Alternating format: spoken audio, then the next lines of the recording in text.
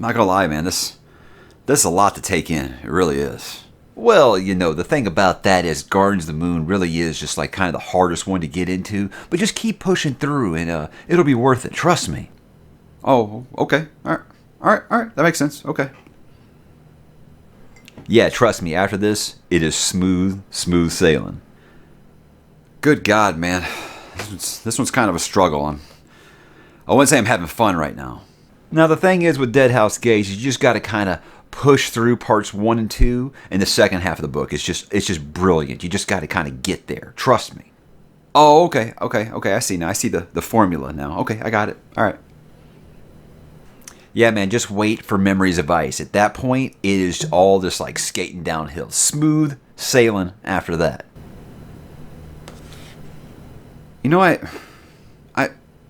I thought this was supposed to be where it got easier. Yeah, with Memories of Ice, see, the thing is, it's kind of like Deadhouse Gates in that the second half is better than the first half. So you just got to keep pushing through there.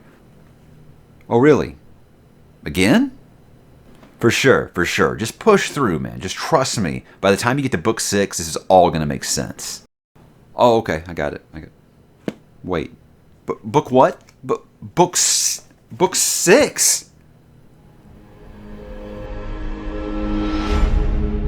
We humans do not understand compassion. In each moment of our lives, we betray it. We know of its worth, yet in knowing we then attach to it a value. We guard the giving of it, believing that it must be earned. Compassion is priceless in the truest sense of the word. It must be given freely and in abundance. I have walked this land when the Talani Mas were but children. I have commanded armies 100,000 strong. I have spread the fire of my wrath across entire continents and sat upon tall thrones. Do you grasp the meaning of this? War has its necessities, and I have always understood that, always known the cost. But this day, by my own hand, I have realized something else. War is not a natural state. It is an imposition, and a damned unhealthy one. With its rules, we willingly yield our humanity. Speak not of just causes or worthy goals. We are takers of life.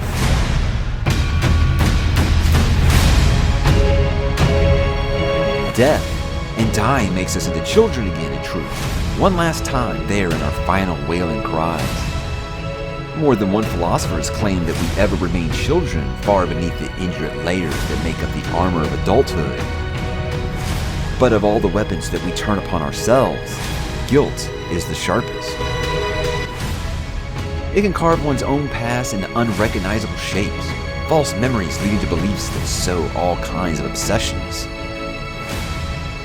I warn you all, hatred is finding fertile soil within you.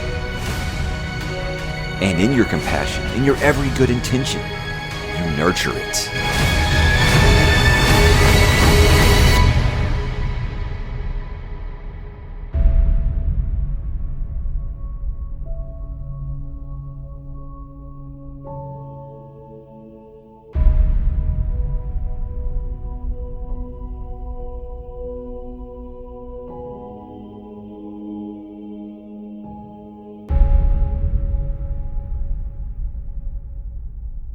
Hey, what's up, bookworms and bridge burners? Mike back today to talk some more Malazan, Book of the Fallen, and we are kicking into 2001's Memories of Ice by Steven Erikson. Book number 3 in the series, 3 out of 10. We are just doing the 10 big books here. Direct sequel, as it were, to Gardens of the Moon, since Deadhouse Gates kind of did its own thing. So people that were looking for some familiar characters, I think they're going to feel like it's a homecoming of sorts. Now, guys, this is many fans' favorite book in this entire series, so there are a lot of expectations attached to it. Now, this is going to be no spoilers, okay? This is something I just kind of want to do for people who are thinking about dropping out on the read-along, and they need to know, hey, you know what? If I keep going, is it going to be worth it? Is the next book worth it? So I want to continue to do these non-spoiler ones. If you guys want spoilers, I've done over an hour of spoiler talk about this book. I've also talked with AP Canavan. I've talked with Iskar Jirak about this book. There is plenty of spoiler content out there, and I'll also be doing my favorite characters in this book, which will be spoilers. So there's plenty of stuff for the people who have doing the read along, have caught up with me, or they are rereading the series, or they're just they've read the series before, and that's what they're kind of looking for, the entertainment side of this. So that's all there. But this will be non-spoiler. So the question is, did this book meet the hype for me? Well, we are going to talk about it. We're going to begin like we usually do with, what is the book about? The ravaged continent of Genebacus has given birth to a terrifying new empire, the Panian Domain. Like a tide of corrupted blood, it seized across the land, devouring all. In its path stands an uneasy alliance. Dujek One-Arm's army and Whiskey Jack's bridge-burners alongside their enemies of old, the forces of the warlord Kaladin Brood, Animander Rake and his Tistandi mages, and the Rivi people of the plains. But ancient undead clans are also gathering. The Talani mass have risen, for it would seem something altogether darker and more malign threatens the world. Rumors abound that the crippled god is now unchained and intent upon a terrible, terrible revenge. And guys, that takes us into 2001's Memories of Ice. I've been struggling with some voice things, so have to deal with me here. That's why it sounds like I smoked like 6 cigars in a row. That's why. But let's get into, guys, what makes this book good or bad. I like to start with the good, as always. I think that this is the most forward book so far. It's very clear cut in who the good guys are and who the bad guys are, where I feel like it's been very ambiguous the whole way.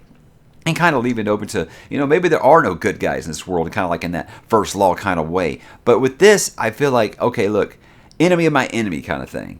And you have a very clear evil group in this book. It's very clear that these people have no redeeming qualities whatsoever. So, it's easy to look at them as the bad guys and look at, some of our returning characters as the good guys without being like, they are part of this major empire that's just, kind of conquering free cities. So it's easy for you to kind of look at it that way. So if you want just a straight up good versus evil that you haven't kind of gotten in the series yet, this is going to be what you're kind of looking for. Another great thing about this is the keychain tamale. Now I know that everybody has like their own way of saying this. I've been saying keychain tamales. It's fun, but I think that this is the most interesting ancient race yet. I'd heard the name a couple times, but in this book you finally get to see them. And if you saw some of the art in the introduction there, you probably figured out what they are. I don't want to get too much into it because it's just such a cool reveal. I knew about this before I started. I told people that, hey, if you had told me that this series had dragons and dinosaurs in it, I probably would have started it much, much earlier. And like, well, you know what? These dinosaurs actually have swords for arms, so it's even cooler. So, just an awesome race, and you get to know a little bit more about them. And they're not just like, a brainless, reptile race. They're actually quite intelligent. And that's an interesting new layer, and I think that's really cool. I can't wait to find out more about these creatures because they are awesome in this, and it sounds like they've got quite a history that I would like to get further into. The Panian, especially the Teniscalri, the term I've been using is straight nightmare fuel, and I can't think of anything better. This is the darkest, most sinister stuff I've ever read in a fantasy novel, and I've read every Joe Abercrombie book. This is the darkest thing that I have ever read in fantasy. It is so messed up. The Teniscalri, the children of the dead seed. I won't tell you exactly what that means, but I'm pretty sure you can put 2 and 2 together there. It is very, very messed up. It is very graphic. It is very in your face. So if you're sensitive to things like that, that might be bad for you. But for me, this is kind of what the series has been lacking, that true evil and something that you can actually openly root against, where you want to root for your good guys, and I do think that that's been kind of missing from this series up to this point, and the Teniscalri and the Panian kind of provide that outlet for us to channel that hatred towards something in this world for, everything being so bleak and hopeless at times. It really gives us something there, but they are very, very messed up, and they will leave a lasting impression on you. It feels like, because of that, it almost feels like the closest to a horror novel that this series has come to yet. It really is just absolutely horrific. Some of the stuff that you read will make you very uncomfortable.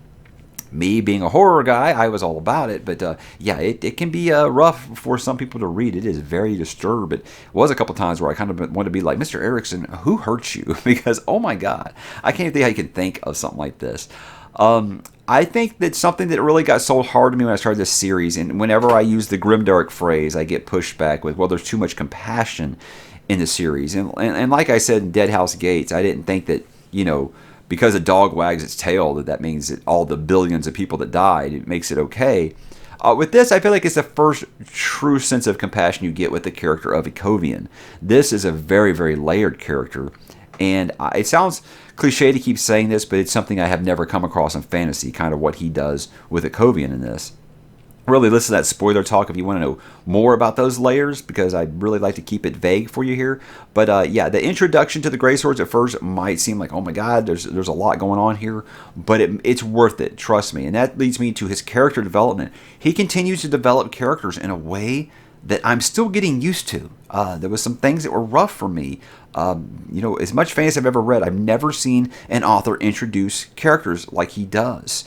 And what he does is he will drop you in with a bunch of new characters, won't tell you anything about them, and actually almost feel like he's telling you as the reader, yeah, you should know who these people are. Why aren't you keeping up? You really feel like that, and you'll feel frustrated, and you will just be like, I don't get this. But by the end of the book, you are really connecting with these characters, and you care about what happens to them. And I think that is just such a neat approach. I'm still getting used to it. 3 books in, I feel like I'm still getting used to this. So that's why it can be so jarring to me when new characters show up. And I think it's like I've said this in my spoiler reviews. I've said this with Iskar. I said this with AP Canavan, so I'm sorry if I'm regurgitating here.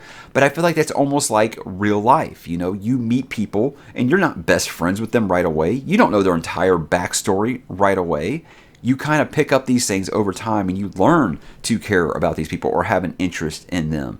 That is a neat way to go about it. And I can't believe I've never encountered anything like this in fantasy. I really feel like, wow, why have no other authors really done this? So I'm sure they have. It's just it was kind of my first experience with it. But yeah, it's there's characters in this that at first I felt like I didn't really give a damn about, and by the end they were my favorite. And that leads me to talking about Gruntle, because Gruntle was a character when I did my spoiler talk number 1.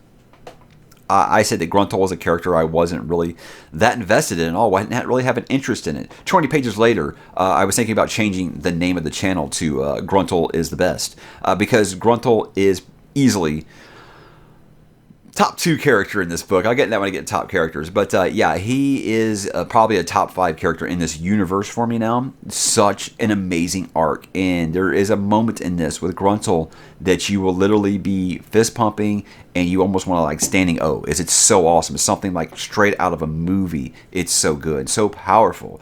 But yeah, this character is so cool. And the thing I'm liking about his characters is he's got so many of them, but none of them feel the same. Like at all, he finds a way to differentiate all these. And that's amazing because this cast is massive. So, but Gruntle's arc in this, guys, is just fantastic. Superb. My favorite part of the book, probably.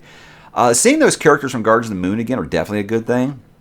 It was really tough for a lot of people doing Dead House Gates. Was like, wait, this is an entirely new cast, entirely new continents. I'm not going to have anything from the last book. And you did have a couple of characters, but it probably wasn't the ones that everybody wanted.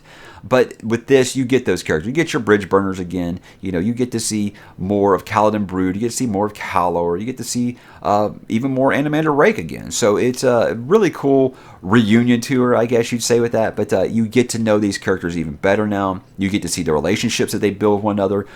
Whiskey Jack and Animander Rake's relationship in this is really, really good. You get to meet new characters like Corlat, which are just phenomenal. And it's just, you really do start to relate with that whole band of brothers, in their fight against the Panion here. So it's stuff that he just continues to develop characters in a great, great way. And even though sometimes I'm like, can we cut the number of characters down? I have no problem keeping them separate, and I usually end up liking most of them, or hating that I like them, or liking to hate them. There is no indifference, and I think that's the difference there. But yeah, this probably has the best overall siege that I've ever read in a fantasy book. It really, really gives a new look to me of medieval warfare that I never really have read before. Like I said, guys, I'm still really new to military fantasy. This is my first military fantasy series. The Heroes by Joe Abercrombie is the only other military fantasy I read before this. So these are things I'm starting to get used to. But you know what? 3 books in now, I start to be like, all right, yeah, I know military fantasy. So yeah, but there are some huge moments in this. Some that are probably going to kind of jerk at your allergies a little bit. But we'll get into some of that in the not so good, the bad stuff. Now, always, guys, the bad stuff, this is going to be, up to you. It's going to be subjective. These are the kind of things that didn't work for me. But again, these might not necessarily be bad things for you. So I hate using the term bad because people think that just means, oh, you're saying it's bad. Not at all. Not at all. I think the exposition can be extremely tough to follow sometimes. The MIB stuff, absolutely insane trying to follow what's going on. There are times where I have no idea what is a dream, what is a vision, and what is actually happening. There are times where I'm like actually saying out loud, who is talking right now? I don't even know who this is. So, yeah, there are going to be lots of times where you're going to want to back up, read a few more paragraphs. I mean, like the prologue to this, guys. I read the prologue, and then I turned around and read the prologue again because I was so confused. So, everybody that tells you, oh, yeah, this is the easiest, most straightforward book. Look, it's straightforward in that it's good versus bad, but it's still Malazan. It's still work in a way where you have to pay attention. It's not just straight up, meat and potatoes, one-on-one fantasy now. It still is, requires the amount of thinking that any Malazan book does. But the exposition can be very, very, very thick at times. But the resolution with the Panion in this, it really isn't my favorite. Kind of felt anticlimactic.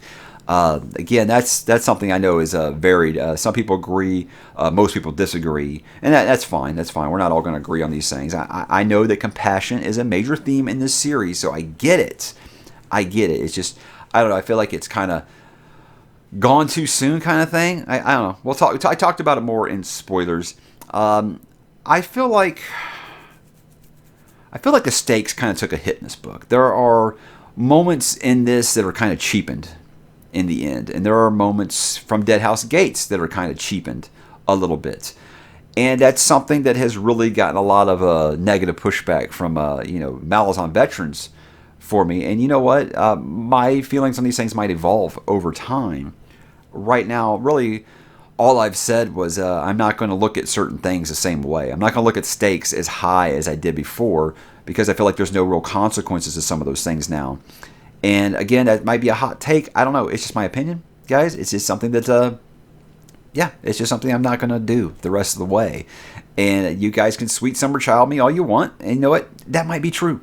But we will see. My last thing, guys, like this changes POV characters way too much. Like the last chapter, why I didn't like the last chapter as much as the Siege of Kapistan in this is that it switches POV literally every paragraph. It's so chaotic already, and I'm having a hard time even realizing who is speaking at the moment. That's just something that Mr. Erikson does. He has so many characters, and he does flip around a lot. But there are times where it's like, can we focus on one group for 5 minutes? So again, that one might kind of depend on you. But let's get into, guys, to why you should read it. I don't feel like you're quite at the you've gone too far to go back route at this point. But I feel like you've made a pretty big investment to quit because those first 2 books were a pretty big requirement, and I feel like you get the payoff. This does feel like the end of that first arc of the series. It really does. So I think that, again, if you want to drop out at this point, I don't know. I think you should really try this book because if you don't like it after Memories of Ice, this one feels like the make or break one. If you're not liking after Memories of Ice, you might go ahead and tap out. It might not be the series for you. And that's just what I've been told a lot. But I don't see it getting less confusing as things go on, or less dense, rather. When I say confusing, people are like, oh, there's nothing confusing to me. Well, you know what? You're brilliant, I guess, because there are a lot of things that are confusing in this. And that doesn't necessarily mean bad. When you say confusing or frustrated, people think you mean it's bad. No, it's just, I've never read anything like this before. So there are things that are kind of tough, and that's a lot of traditional fantasy readers that are on this read-along have given me the same feedback. So it's more straightforward than the first 2. Like I said, you know which side you're rooting for. And it has some of the best depicted battles and sieges that I've ever read in a fantasy book. So if you're into military fantasy, I think this is probably going to be your bread and butter. I do have a couple of final thoughts before I go here. Look, I'm still enjoying this world, as bleak as it is. But this book is not my favorite of the series by far. I think that Dead House Gates is clearing away my favorite at this point. I feel like this one's kind of on par with Guardians of the Moon for me, which I liked. Guys, I mean, when you start ranking these things, when you've only done 3 of them, something's got to come in last, right? I wouldn't say that this is by far my least favorite of the 3 so far. I think that I don't know. I think I might be a Seven Cities guy. I don't know. It's really weird because, that first half of Dead House Gates, I was like, I don't know what's going on. If I should even keep doing this. But not really. I was never going to quit. But now in hindsight, the Dead House Gates was just amazing. Look, I had like major postpartum depression basically after I finished Dead House Gates. I was wrecked for like 2 weeks. It was hard for me to read anything else. With this, I sailed right into my next series immediately, and there wasn't any waiting period after I finished the book. So, yes, there are emotional moments and stuff. There are some things, like I said, with the stakes that really brought down the emotional weight for me. So that might be something that I've just got to accept as I go forward. If that's what this series is about, I can accept that. But the good far outweighs the bad for me with this book. I definitely think it's worth your time. You should definitely keep going if you've made it this far. Yeah, I'm looking forward to going back to the Seven Cities here with House of Chains on June the 1st. That is this Tuesday. And I'm very excited because we are all on the read-along. We are all starting on the same day now. And I think that might help keep everyone kind of focused on it because a lot of people are still kind of dividing time. Like when I read a Malazan book, guys, I'm not reading anything else. I'm not separating time. I'll usually read about 2 books at a time at the same time. But with Malazan, no. I do it completely by itself. But I will be starting on June the 1st, and I hope you guys will join me. So guys, have you read Memories of Ice? What did you think? Drop in the comments and let me know, and I will talk to you there.